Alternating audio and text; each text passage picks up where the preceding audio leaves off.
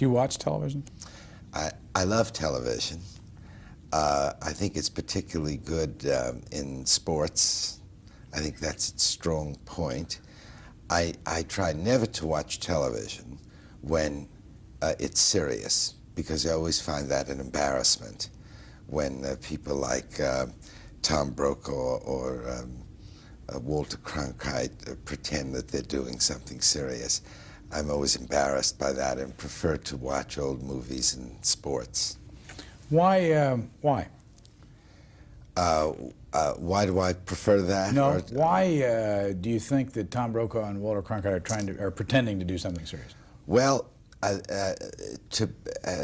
embarrassed by it because C-SPAN aside, the function of television in America is to gather an audience, which can be sold to advertisers. That's its fundamental purpose. It should be pointed out that when radio first came on the scene, such conservative observers as Herbert Hoover, who was Secretary of Commerce when the Radio Act was first passed, didn't believe that it was possible that radio could be used for commercial purposes.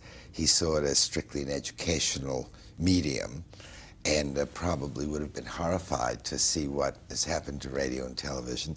But by the time television came along, it was well established that this would be used as an instrument for the advancement of corporate profits.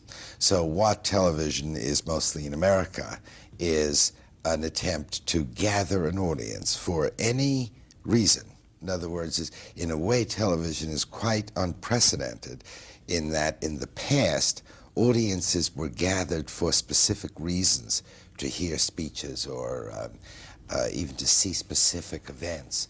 But television doesn't do that. Its job is to gather an audience, and it doesn't really much care what it uses as the means to gather an audience. Now, to get to the book, I discovered a couple of things. That American television knows that the best way to gather an audience is to provide something that is amusing. And it may be, Brian, we could get into this, that television may not be good for anything else.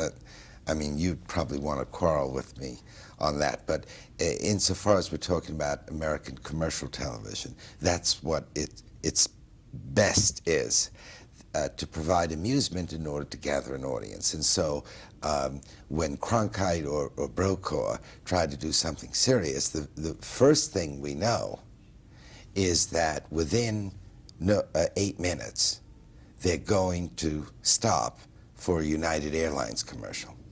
Now, the point is, how serious can it be, whatever it is that they're saying, if after 8 minutes they're going to stop for United Airlines or Calvin Klein jeans?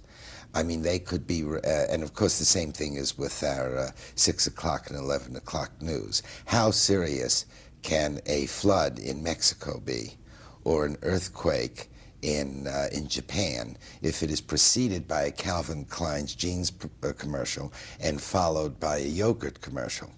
I mean, that fact in itself so changes the content of what passes for news that I find it an embarrassment to the very idea of an informed public. So that's one of the, I mean, even